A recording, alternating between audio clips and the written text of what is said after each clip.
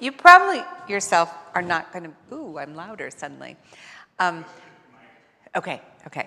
Not going to be interested in taking an icon painting workshop, but I hope that you might find maybe some points of connection to something that you do for the love of it, something that you really can focus on where the rest of the world sort of falls away, and an activity that allows the spirit to flow through you, because that's really what icon painting is about. So, refresh your memory, or to introduce this place to those of you who weren't here before. I was on Ender's Island, which is a small island off the coast of Mystic, Connecticut.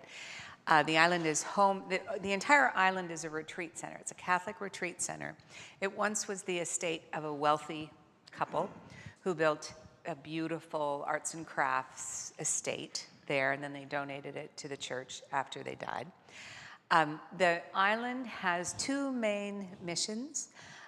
One is the Institute of Sacred Art that I'll tell you more about, and the other is they serve people in recovery from addictions. And so there's a residential program there that is really pretty separate from the other parts of the island, but they really have two really, I think, important missions. It's a good place for nurturing the soul in all sorts of ways.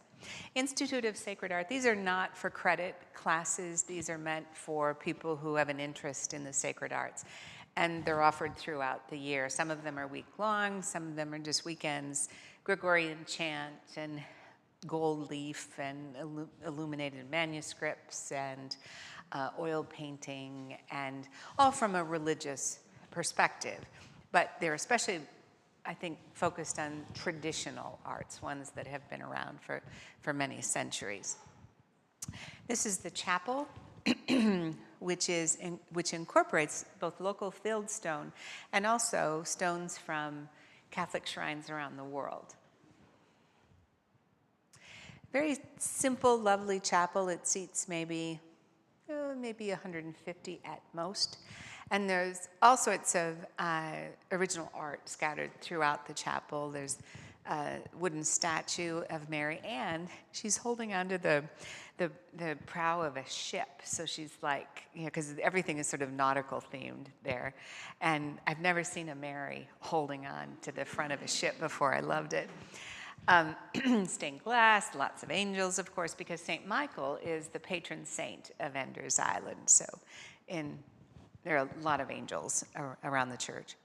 Also, I wish I could remember who this saint is. He's one of the patron saints of Alcoholics Anonymous, but I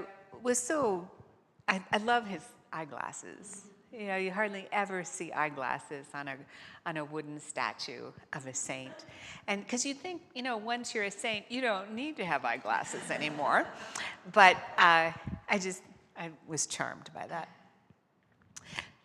I also loved the Stations of the Cross in the church, which are all done in the style of medieval illuminated manuscripts. So they've got gold leaf, they've got, they look similar, very similar to what you'd see in a medieval manuscript, except all around the border of each of them, they have wildlife and flowers from Ender's Island. And so you can see these are squirrels around here. There's a squirrel reaching down and touching the top there, and other squirrels here. And I was just charmed by that, the way in which they blend art and spirituality and a bit of a sense of... It's a baby. It's a baby? Yes. It's a baby. And I don't know what that baby is doing. Because I was so focused on the squirrels, frankly, that I didn't bother to look down there. I don't know.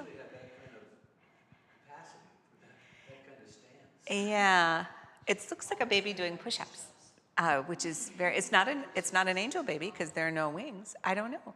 But Bob, just look at these squirrels. Look, a squirrel. What's that? What does that stone say the baby's? Maybe the baby's supposed to be crawling.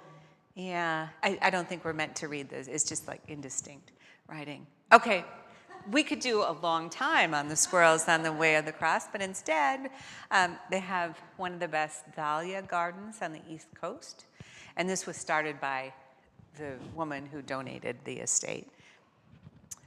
Beautiful places to sit and look at the sea, a seaside chapel, a great place to sit and watch the dawn. The great place about an island is you can see the sunrise and the sunset. You just have to walk a little ways. And then this is the other side of the chapel. There's Our Lady of Guadalupe there. And when the morning sun came in, it was really beautiful. So let me tell you about what I did during the week. And I would also like to say thank you, New Song, because my continuing education fund paid for this experience. And I am so grateful for the support that you give me to do experiences like this. So the Retreat Center has a dedicated art studio. It was the former chapel when this wealthy couple lived there. They were wealthy enough to have their own personal chapel. So it's got really sort of a bit of the air of a church about it. This was our group of people. There were 8 students all together, and I'll tell you a little bit more about them as we go. Mark, I believe his first name was Mark, came from Bozeman, Montana, and he had done a couple of other workshops, I believe, with our teacher. And so we had students who have really studied icons before, and then there were rank amateurs like myself. This is Anna, who was one of my favorite students in the class. She is from New York City. She's an artist, really talented, does oil paintings. I saw her website. She's also the daughter of an Orthodox priest. She grew up on the Big Island of Hawaii, not too far away from where Jennifer Masada serves.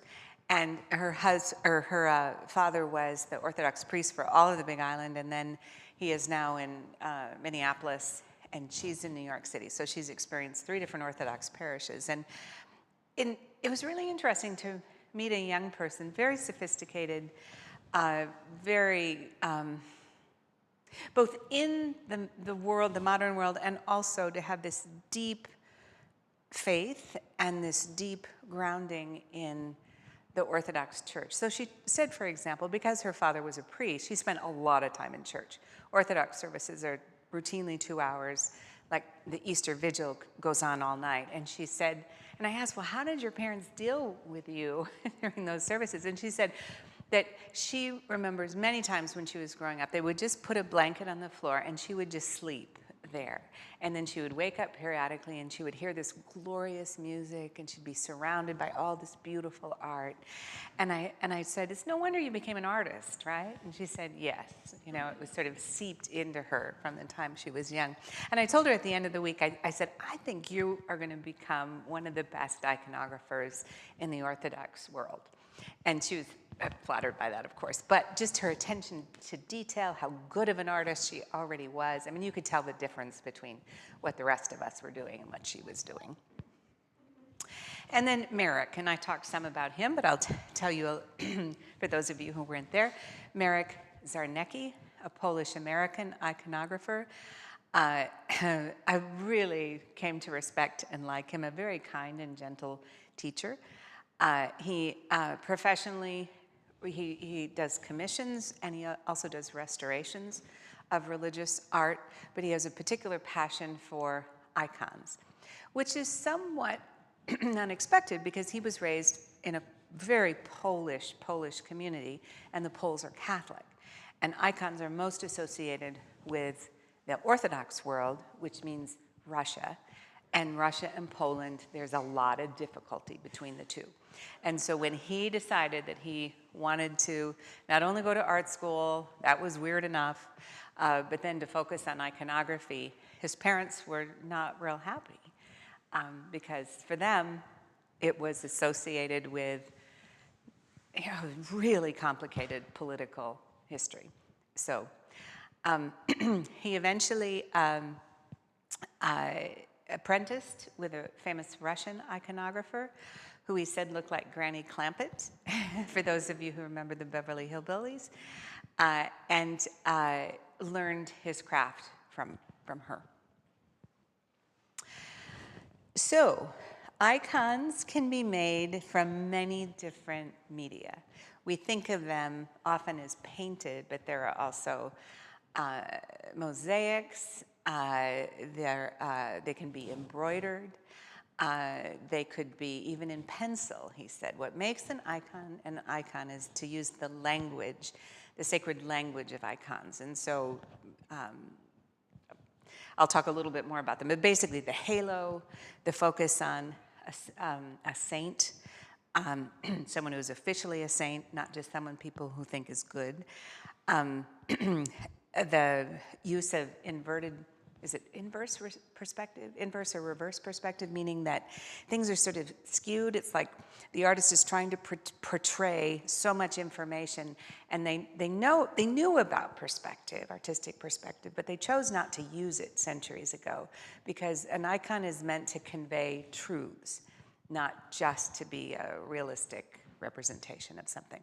So, while you can make an icon from many different things, the traditional way to make one is with egg tempera, which I had never heard of before, but I'm just a beginning artist. So egg tempera is one of the oldest artistic media in the world because it is so simple. So these are all ground rocks, basically, sourced from around the world. This is French ochre. This one is from Italy. I think that's an umber. Lapis, the blue was so valuable because it was sourced from Afghanistan at a certain point. So you grind that up, and then you take an egg, crack an egg, and you separate it, throw away the white. You've got the yolk, and then you hold it between your fingers, and you pierce it, so just the inner part of the yolk comes out. And you mix it with a little bit of water and minerals, and you have a really wonderful paint. It dries super, super hard. And so there are paintings that were done in egg tempera that are centuries old, that are still beautiful. They also, from an iconographer's point of view, all of this is symbolic. So you're taking the earth itself, and then you take an egg, a symbol of life.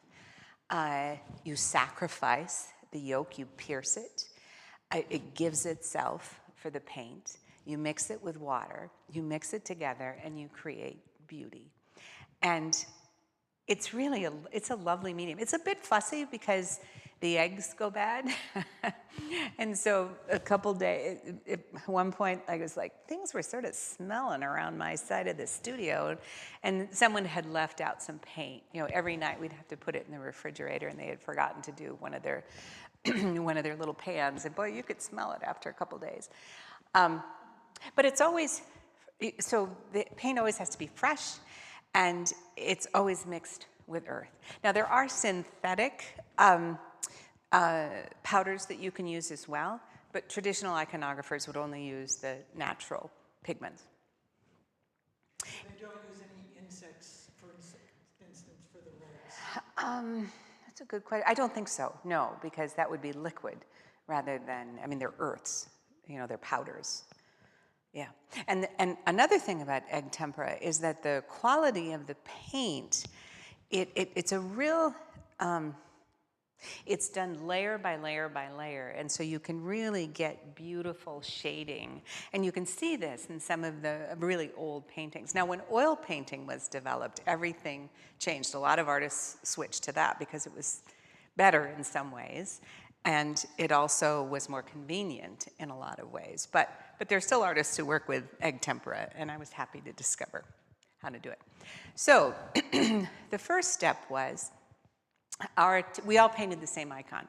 And I knew that when we signed up for it, that we would be painting an icon of St. Michael the Archangel. And I thought that was great, because I've always been sort of intrigued by angels, and I thought that'd be great to spend a week painting St. Michael. This image is part of a larger icon that is from the 14th century, painted in Constantinople by an anonymous artist.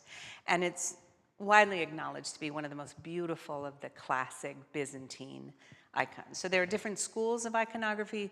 The Byzantine icons came from the Greek Orthodox part of the church. There's also Russian icons, Greek icons, ones from the Balkans. But Byzantine icons they're sort of fancy. Look at that hair. And there's a kind of elegance, I think, about a lot of Byzantine icons. So the first thing we did, we got a color copy of the face part of the icon, because as Merrick said, you really just have to narrow it down because you guys don't know enough to do the whole figure to start with. And we took India ink and a brush, and we did the lines on the icon. And part of this and this is on acetate, so it was clear. And part of it was, we didn't really use that acetate that much later on in the process. But what you do, especially in the first part of icon painting, is you're really trying to learn the face. And so you go over it and over it and over it at different parts of the process. And as you're working, and I'll talk more about this later, you are meant to enter into a relationship with the saint that you are painting. It is very much seen as a reciprocal relationship. You are bringing this saint, you are creating an opening for this saint into this world. And when you paint the icon, you are looking into the divine realm, which is just woo-woo enough. I loved it. I know it sounds a little weird, but I totally loved the symbolism and the metaphysics of what we were learning. Then the next step is, so using carbon paper, we transferred that image onto a board, a wooden board that had been prepared by Merrick. And he teaches a whole week-long class on just preparing the boards. So, yes. So just like old-fashioned carbon paper, you were tracing over your... Right, yes, wow. Yes. Which of the original iconographers wouldn't have had? What they would have done most of the time was tiny pin pricks onto the surface of the wood. So egg tempera has to be on an absolutely firm surface. So you can't do it on paper because it cracks, it's brittle when it dries. And so the board is two different types of wood, because the wood has to be able to sort of bend with changing humidity. And then it's layered with gesso, which is like rabbit bones mixed with marble dust and, I don't know, fairy dust too, who knows. And so it's a really elaborate process, and it's layer after layer. It has to be sanded in between. And he said, my workshops on preparing these icon boards are not nearly as popular as the ones on painting icons, and I could sort of see why. You could spend a whole week and you've got a whiteboard. So he had prepared those for us. So we traced it on there, and then we did the outside edge. So you will look at my icon and you'll see it has no gold leaf. Icons often have gold leaf, not exclusively. And as Merrick said, we're not good enough to use gold leaf because it's an art in itself. Again, you could do a whole week workshop on just working with gold leaf.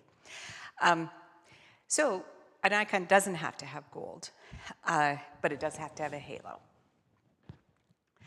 The next step was to start blocking in parts of the color. So I work in watercolor, dabble in watercolor, and if you've used watercolor, you know that you always go from light to dark. And so you do the lightest colors first, and then you layer the dark on top. Well, icon painting is exactly the opposite. You start with the dark colors, and then you add light on top of it. And you can do that because egg tempera is not transparent in the same way watercolor is. But there's a theological reason to do this, and that's that the icon starts in darkness and then the light emerges. And so it's meant to reflect the theological truth that light conquers, light endures. Light is what is most important about a saint. So you can see these. I took these pictures of my icon in progress. Merrick was making one that essentially was the same, only his was better. But the steps were the same. And then I was totally surprised. We covered up her face. And we used, it's called Sankir, and it's a term for the sort of peculiar green tone of icons that's the base layer of the face. And if you start looking at old icons or even new icons, you can see it. It's right here. It's almost like an olive green. And virtually every icon that's made, the face starts out sort of like the witch in Wicked. Not quite that bright green, but and I just thought that was so bizarre. And we covered up virtually everything, and then it's like, where did the face go? How do we get that back? But that's what you do. Then we did use carbon paper at this point too to fill in the guidelines, and then the hair. So you can sort of see the stages here. It's pretty crude in a lot of ways. The hair, and you know, it's done hair. You know, it's like it's elaborate hair. But part of what an icon is meant to convey is this serene beauty and symmetry. And so every curl has to be just right. So I told you how patient Merrick was. I mean, like in the middle of the week, no, it was like day 4 of a 5-day workshop. And he had worked on this icon every day with us. And the table leg collapsed on where he was working. And paint went all over the lower half of his icon. And I was so impressed by how he handled that. He didn't get upset. He didn't curse. You know, he just was very calm about cleaning it all up. And I thought, he's really done his spiritual homework. That's really impressive.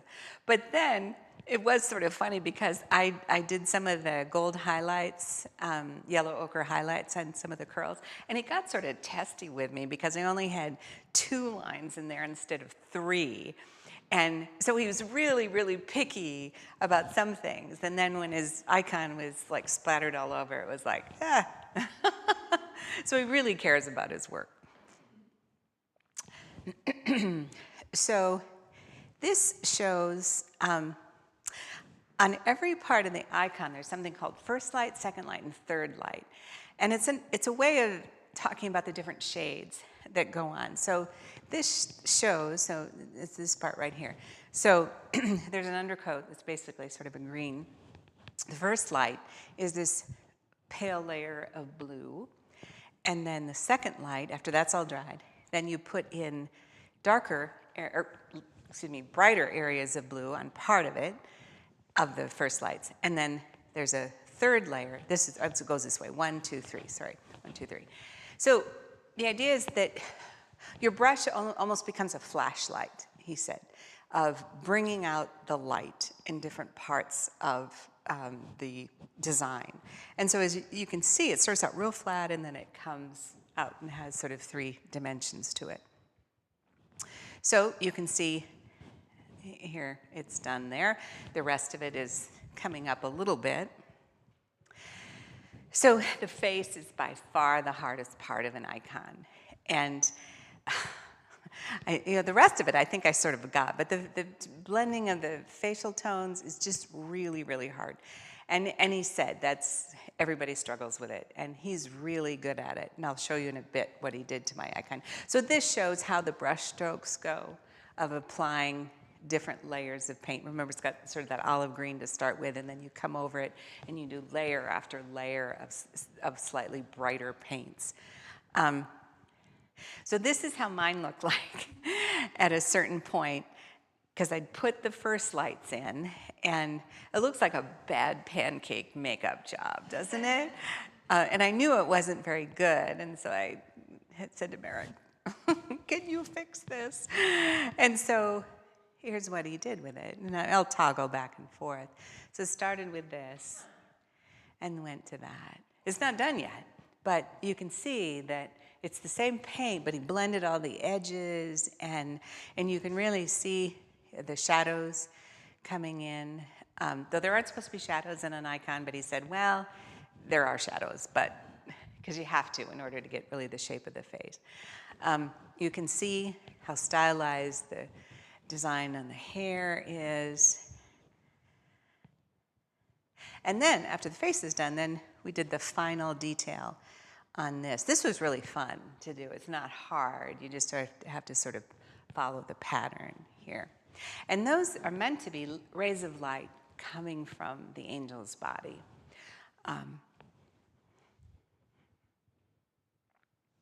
There were several details that were added at the end that I thought was interesting. So these lines right here, nearly bright white lines here around the eyes, and these are meant to convey the light, the divine light, the uncreated light, as they say in Orthodox terminology. So the sun is created, a light bulb is created, but uncreated light is divine light. It's the light of the transfiguration that emerges from a saint. And I'm not sure if I said this before, but the eyes of an icon traditionally have a speck of white light just off the colored part of the eye, but not reflected light on the pupil itself, because that little white light that you see in portraits, that's reflected light. It's coming from a different source. Well, a saint has this light coming from within them, and so that's, if you look at the eyes of an icon, that's one really distinctive thing. Just one final picture of Ender's Island, and so I want to talk, how am I doing on time? I want to talk a little bit about sort of the spirituality of what we experienced there. I think a lot of what Merrick was trying to teach us was this idea of letting go of control. I mean, in one sense, you really have to have control over your brush, over how you mix the paint, are you following the lines in the hair? But in another sense, as you paint an icon, you were supposed to be praying. You were supposed to be saying the Jesus prayer, Lord Jesus Christ, Son of God, have mercy on me, a sinner. That's the traditional one. But he also said, you can just talk to the saint. You are forming a relationship with a saint. But the point is it's not just you as an individual person creating a work of art. You are in dialogue with a divine being as you paint. And a lot of times that actually did work. Not always. A lot of times it was like, I don't know what I'm doing here. But other times it would be, oh, it's such a relief to sink into that prayer, to sort of silence the constant buzz that we all have in our minds. And that's why, one of the reasons why people paint icons. It's not to have a beautiful work at the end. It's that they are changed in the painting of the icon.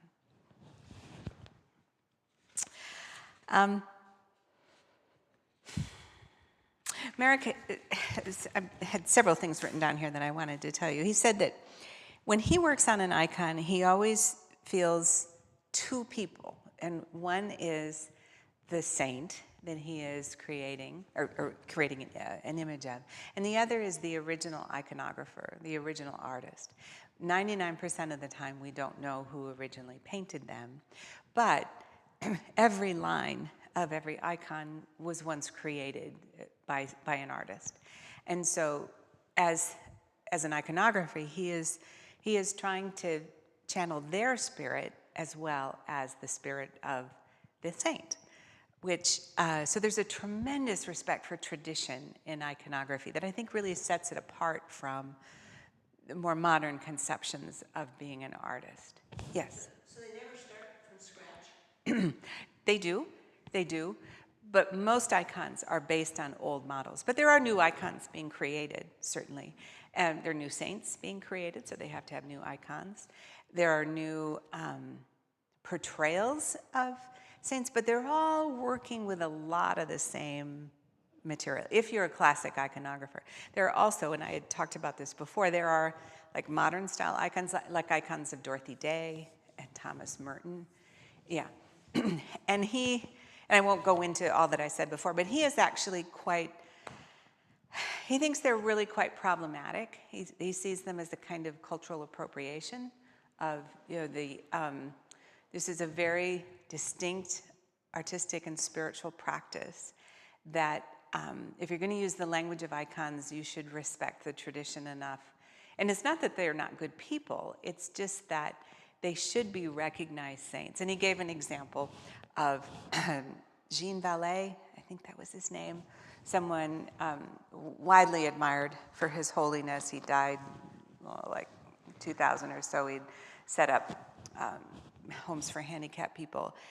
And people started to paint some icons of him. And then it turned out that he had abused some of the people in his care. And he said, that's why you do not want to do an icon of someone unless they've gone through the whole process, because you do not want to pollute the practice. He also told about when Time magazine named Vladimir Putin Person of the Year, that the magazine contacted one of the foremost iconographers in the United States and wanted him to create an icon of Putin for the cover of Time magazine. And the iconographer said, "You really don't understand icons, do you?" Is that he said, no, of course not. An icon doesn't just mean it's someone who's important. It's, even though the term has really become, we use that. He's an icon of whatever.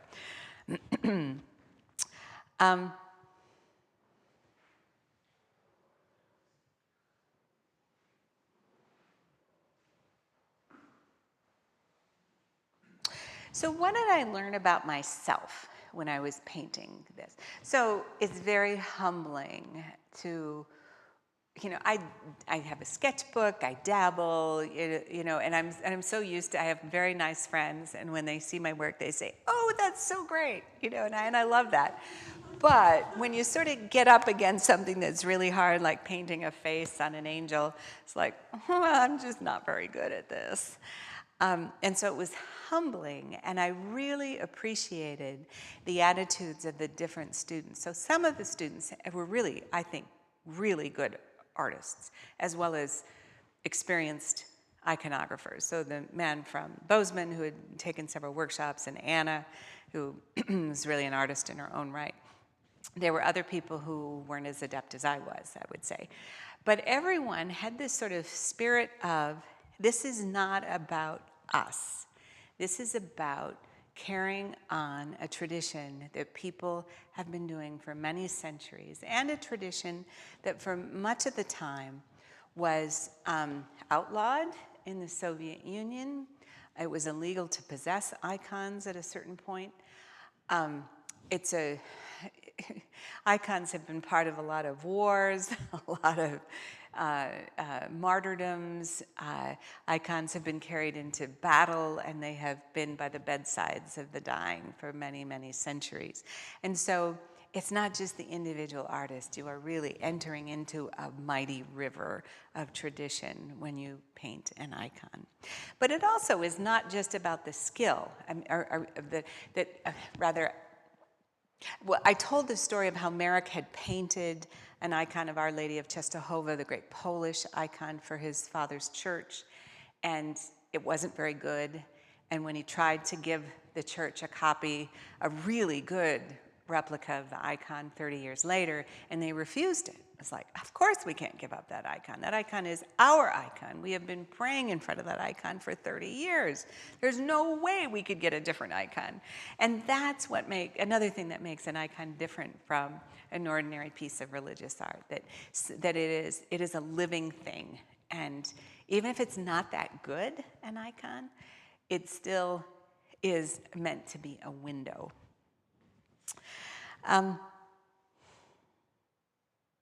So I think, and in terms of sort of religious practice, I think that I really love icons. I'm gonna do more of them. I hope to get better at making icons. But I think that part of why I wanted to do a presentation for New Song is that I think that often it's easy to dismiss, I think, a traditional art form like this because it seems so foreign to us. We don't kiss icons when we come into the church as you would in an Orthodox church. And there's also that idea of, why do we need icons? Isn't that a kind of idol? is, the whole prohibition against graven images of trying to picture the divine. And I don't doubt that at times it can shade over into, not so healthy practices. But to see the ways in which my fellow students, I mean, they really had a kind of spiritual depth to them that I think was partly because they have spent hour after hour after hour praying as they worked. And I think that's something that we can take into our lives, even if you never pick up a paintbrush. That to do something that's worth doing, and not only to work hard at it, but to see it as an opening of the spirit, that this is something that is shaping you as you do it, and is a way of giving glory to God or the Spirit, or however you want to say it. That shapes you, I think. At the beginning, in the first evening of the class, Merrick said, "I have one reason why you should paint an icon, and that is painting an icon can save your soul." Okay. So I want to move on, and I want to look at this icon that we have back behind the altar. But first, are there any questions about sort of the process and the week that? Yes, Jerry. The saint is Maximilian Kolbe, or the patron saint of Yes. Anonymous, who was a Franciscan friar, maybe? Killed in World War II, I believe. Yes, he gave up his life for. Polish, I think. Yes, yeah. Oh, good. Thank you. Thank you. And apparently he still has bad eyesight, even as a saint. Yeah. Yes. Are all icons made that way? For example, my parents-in-law in the 50s were in Russia. And there were some icons for sale at a museum store. Like, you can't have them in churches at this time. Yeah. Whatever. They got a small icon. And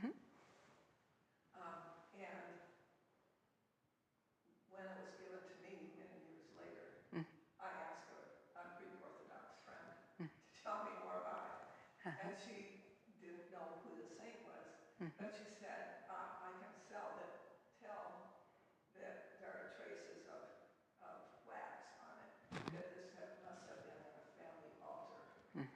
So if you have every family having a family altar with a saint on it, are all those saints made in that same painstaking way?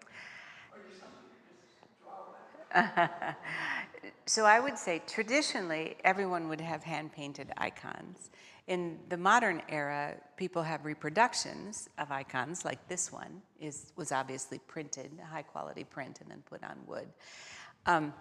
I would guess many of the icons in Orthodox homes today are not hand-painted icons, but they're reproductions of one sort or another.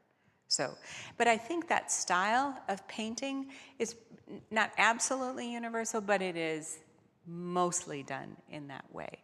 Blocking out of the solid colors, going from dark to light, some of the conventions of how the light is portrayed, that I think is pretty widespread. Yeah. Do they have a way of making the halo a perfect circle? Yes, and you want to know how you do it? There's a little tool. It's called, you use a compass and then you use a ruling pen. Elizabeth, you might know that. Well, engineers used to use it a lot. And so what you do, you take a popsicle stick. This is how he did it. And you find the exact center where you want it.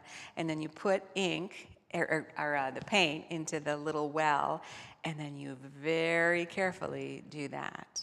And so and that's an old technology. Right. And he said, there's so many ways you can screw up an icon at the end. One is to mess up the halo. But then you could paint it over. But worse is if you don't let it dry completely and then you oil it too soon, all the paint can run. And so he said, let it dry for at least 2 or 3 weeks. And I'm going to let it dry for at least 6 weeks, because that would be really bad if that happened. Yeah, other questions? Yes? How did you carry it back? How did you I just wrapped it in bubble wrap. I mean, at that point, it was dry enough to. Egg tempera actually dries pretty quickly, and that's why you can do many layers of it. Because like oil painting, you have to let dry. It really takes a long time to dry. It can be painted over in half an hour. So, yeah, just careful, careful. There. Okay, well, let's move on then to this icon. I thought it would be interesting to look at this icon that we have on our altar, or behind our altar, and I wanted to contrast it. So these are two traditional, these are two depictions of a traditional icon of the resurrection.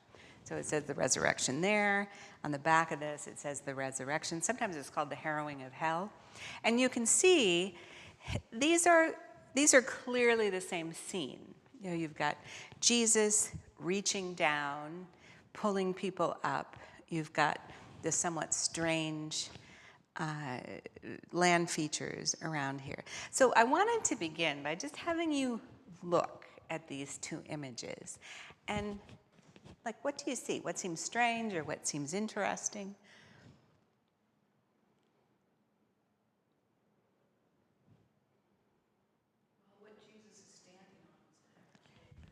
Uh-huh. You have any idea what it is? The bottom one looks like a cross. Yeah, it's different from here, but it's like two pieces of wood.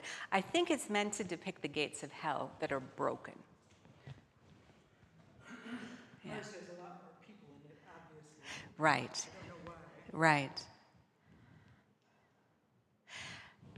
The colors are much more vibrant than the top one. This I'm almost certain is a modern image, and this is a reproduction of an old image. That's my guess, though it's been touched up obviously, but this seems like an older sort of Plus style. digital colors are brighter. Yeah, yeah, uh-huh.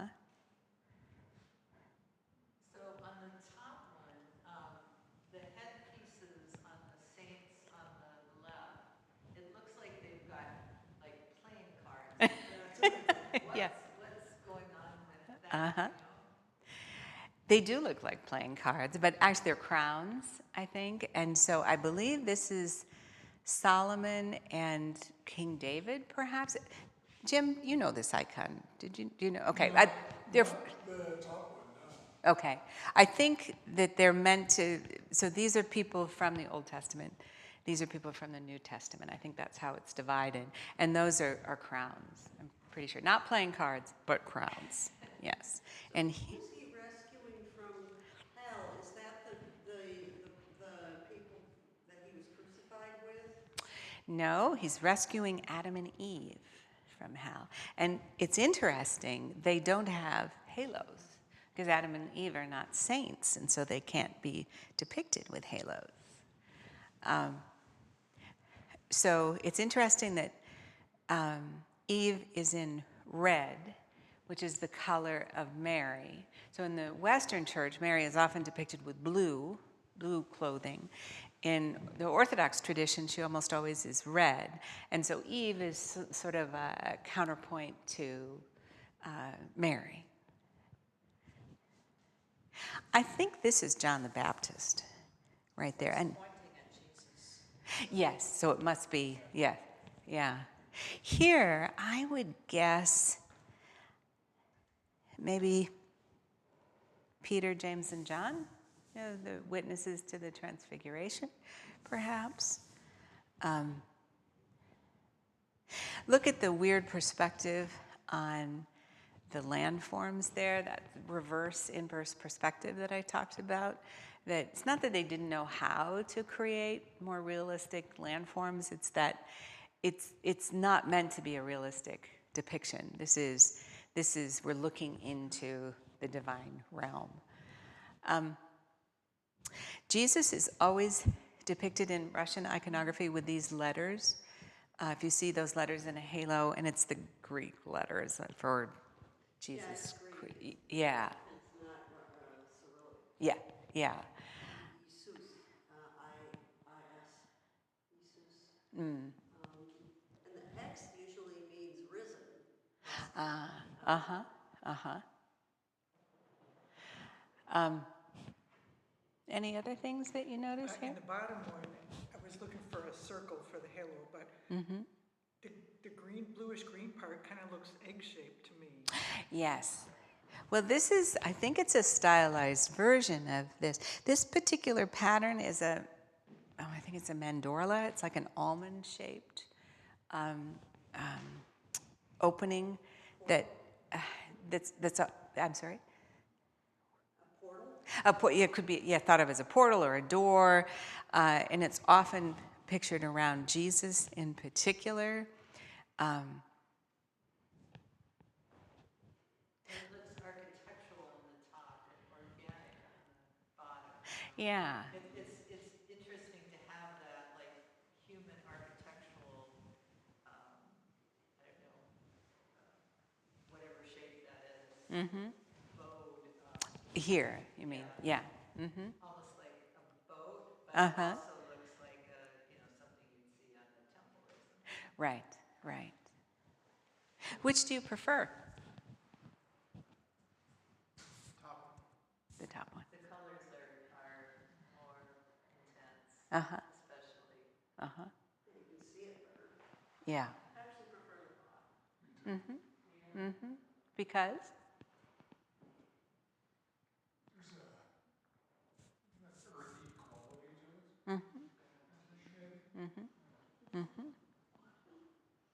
Also, I think Jesus' posture seems more connected to the whatever creatures he's interacting with. It does look more benevolent on the bottom. Yeah. On the top, he's like jerking these. Come on!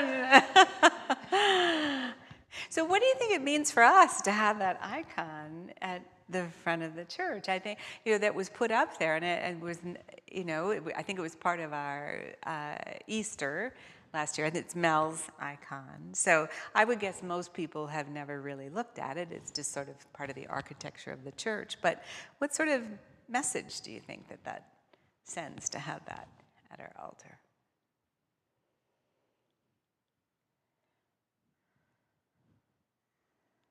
It's a hopeful message. Uh-huh, Christ is risen. uh-huh. Well, I also think one of the reasons it was probably included Uh-huh. was because we had this whole conversation about diversity and, including people of all colors and we've got Native Americans. We had a very African American one, which I don't know where that's gone on to, but I think that was part of the intention of the conversation of what art to have. Right, right. I like it because it's just really earthy. And maybe someone would use that adjective, but it's like Jesus is like holding hands with people, bringing them up.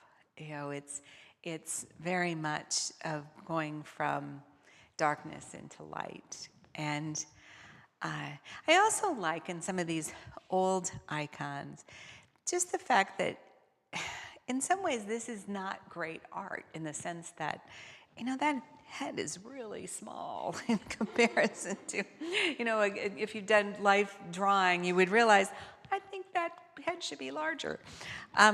But that's not the point. The point is to convey a theological truth. And if you think of, especially in the Orthodox Church, most icons were created for people who couldn't read, who were really poor, who lived in really desperate conditions. And then they would go into a church and they would be surrounded by art, by beauty, by color. You don't get colors like this in living as a peasant in rural Russia. And so you can see why, it sort of ties back to Anna, the student who grew up in the Orthodox Church, would fall asleep in the middle of a service, and she'd wake up and it would be like music and beauty, and that's a real privilege to be part of that, I think. For me, it helps me sort of visually rabbis sort of find themselves, focusing on different things as we go through the creed, and that sense of us being drawn up and, Yeah. and being Yeah. surrounded by such so great a cloud of witnesses. That we're not in this alone. Yeah. Yeah. We have all these saints with us. Yeah. Yeah. Yeah, and I think too it emphasizes that Christianity is a human faith. It's not like Zen, where it's very abstract. It's dealing with and I have tremendous respect for Zen, but our faith is full of people, and Jesus was a real person, and I think icons are meant to convey that, and perhaps angels. So so I'm going to close with just one little tidbit. So Bob's cousin visited the last couple of days, and she's actually an Episcopal deacon, and so I was showing her my icon, and I said, would you like me to paint you an icon? Because it's great to give icons to people who love you already, because they're never going to say anything bad about it. So, and she said, oh, I'd love to have an icon. And I said, well, what might you like to have an icon of? And I said, angels are a good thing, because I don't really want to paint Jesus or Mary yet. And she said, oh, I'd love to have an angel. And she said, well, which angel? I said, which angel? And she said, I would really love to have an icon of the Archangel Gabriel.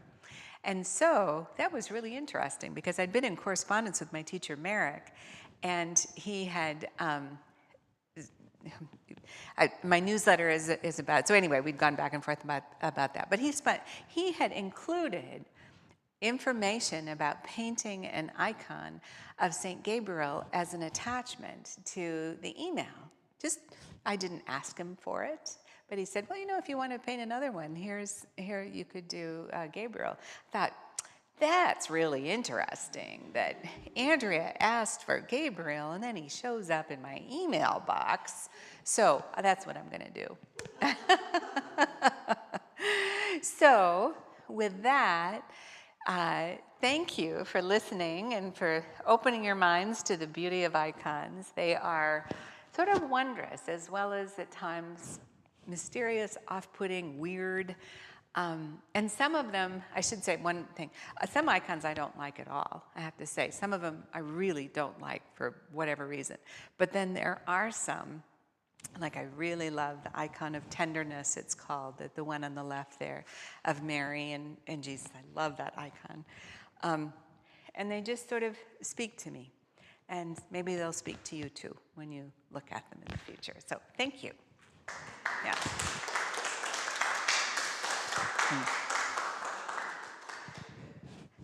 So just a question, is that a wing coming out of Jesus' back? I think,